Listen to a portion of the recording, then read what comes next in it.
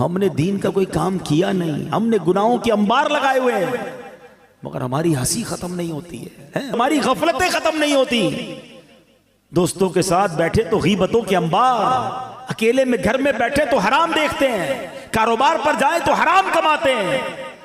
झूठ गीबत न जाने कौन सा गुनाह है जो हमसे नहीं हो रहा, और कोई फिक्र ही नहीं कि ईमान सलामत होगा कि नहीं, कब्र में होगा क्या मेरा। है मेरे प्यारे इस्लामी भाइयों, इस वक्त महंगाई का दौर है, अचानक महंगाई बढ़ गई है, लोग परेशान हैं, घर कैसे चलाऊंगा, खर्चा कैसे पूरा करूंगा, कितनी टेंशन में, जिधर बैठो एक ही टेंशन है। मैं नहीं कहता टेंशन नहीं है, वाकई टेंशन है सबको, अल्लाह हमारे वतन पर खैर फरमाए।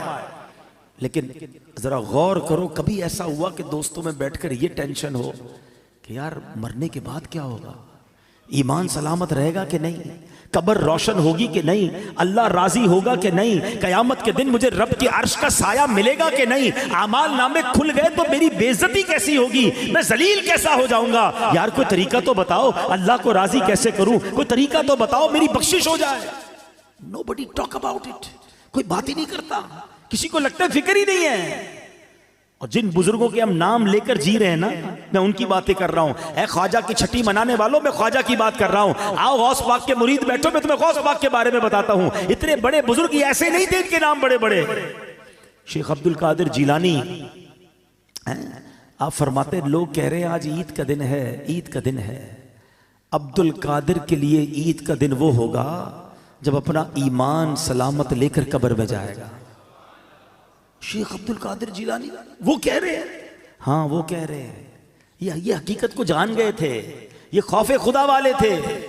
खुदारा मेरे प्यारे इस्लामी भाइयों, मैं आपको सही बता रहा हूं, आप अगर महंगाई के टेंशन से, रोजगार के टेंशन से, दुनिया की प्रॉब्लम से निकलना चाहते हैं ना, मैं आपको एक तरीका बताता हूं, आप अपने अल्लाह को राजी कर लें।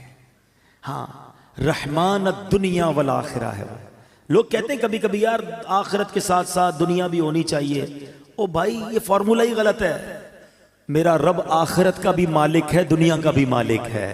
मैं उसे राजी कर लूं, वो मेरी दुनिया भी अच्छी कर देगा, मेरी आखिरत भी अच्छी कर देगा। एक टारगेट जिंदगी में बना लो, मैंने अल्लाह को नाराज नहीं करना है, मैंने अल्लाह की रिजा वाले काम करने हैं। वल्लाह वो तुम्हारी रोजी में बरकत डालेगा, वो तुम्हारे दिल में सुकून डालेगा, तुम्हारे घर में सुकून और चाशनी डाल देगा, तुम्हारे घर में आफियत आ जाएगी, लाइफ एंजॉय करने लगोगे, क्योंकि रब राजी है ना। एक फार्मूला याद रखो, जिससे रब राजी उससे सब राजी। हम रब को राजी के नहीं करते, हम सबको राजी करते हैं। हमें रब को राजी करना है, उसकी नाफरमानी वाले काम नहीं करने। अल्लाह के हबीब अलैहिस्सलातु वस्सलाम सुनो क्या फरमाते हैं। अच्छा, आप मैं थोड़ी सी मिसकंसेप्शंस भी दूर कर दूं। बाज़ औक़ात जब हम इस तरह की बातें करते हैं, मौत के मौजू पर बात करते हैं, तो लोग कहते हैं यार इतनी मरने पे क्या बात करना, मौत पर इतनी बात क्यों करते हैं। आओ मैं आज आपको कुरान और हदीस के जरिए समझाता हूँ हमारा रब और अल्लाह के हबीब अलैहिस्सलातु वस्सलाम हमें मौत को याद करने का कैसा दर्स दे रहे हैं। ये कोई चाल चली गई है हमारे साथ, ये कोई शैतान ने गेम खेला है हमारे साथ कि हमारे पास सारे टॉपिक्स हैं, हम हर मौजू पर बात करते हैं, हम मौत पर बात नहीं करते हैं। हालांकि इसे याद करने की तरगीबात कुरान और हदीस में मौजूद हैं। अल्लाह के हबीब अलैहिस्सलातु वस्सलाम फरमाते हैं, ए तारिक, मरने से पहले मौत की तैयारी कर लो। आका नसीहत फरमाते थे, मौत की तैयारी करनी है ना, तो क्या तैयारी करनी है? कब्र के लिए फर्नीचर बनाना है, एयर कंडीशन लगवाना है कब्र में, पंखा वंखा लगाना है, या रेशमी कोई सिल्क का महंगा वाला कफन सिलवाना है? क्या क्या लेकर जाएंगे कब्र में? कुछ भी नहीं। कभी कफन में जेब देखा है? कब्र में तिजोरी देखी है? जिस माल के लिए हम दौड़े फिर रहे हैं, मारे फिर रहे हैं, रोज गिनते हैं जेब में कितने, घर में कितने, बैंक में कितने, इतना है बेवफा माल। पता है आपको, जिस दिन हमारा इंतकाल होगा ना, जो बैंक के पैसे हैं घर में पड़े वो तो सब चले गए ना, वो तो हमारे रहेंगे नहीं, रिश्तेदारों के हो जाएंगे। मेरे जेब में भी जो पैसे होंगे ना, वो भी निकाल लिए जाएंगे कि अब ये मैयत का नहीं है, ये वोरसा का माल है। अरे एक थोड़े रुपए तो ले जाने दो, कुछ नहीं ले जा सकोगे, हैं? एक एक रुपया चला जाएगा। मैं बड़ी गहरी बात करने जा रहा हूं। मैंने एक जुमला एक जगह सुना था, मैं भूल नहीं पाता, बड़ी कमाल की बात है, बड़ी गहरी बात, अल्लाह करे आप समझ जाओ। हम जिंदगी में जितने कमाते हैं ना, नॉर्मली उसका 5, 10 या 15% खर्च कर पाते हैं अपनी जात पर, वरना बच्चों पर खर्च होता है, फैमिली पर खर्च होता है, या हम छोड़ के चले जाते हैं। आप हिसाब उठा लें, हमने जिंदगी में जितने भी कमाए पूरे एक तो खर्च नहीं होते, छोड़ के भी जाते हैं बच्चों के लिए, या जितना लाइफ में भी खर्च करते हैं तो अपनी जात पर 5% या 10% खर्च कर पाते हैं। ऐसा ही है।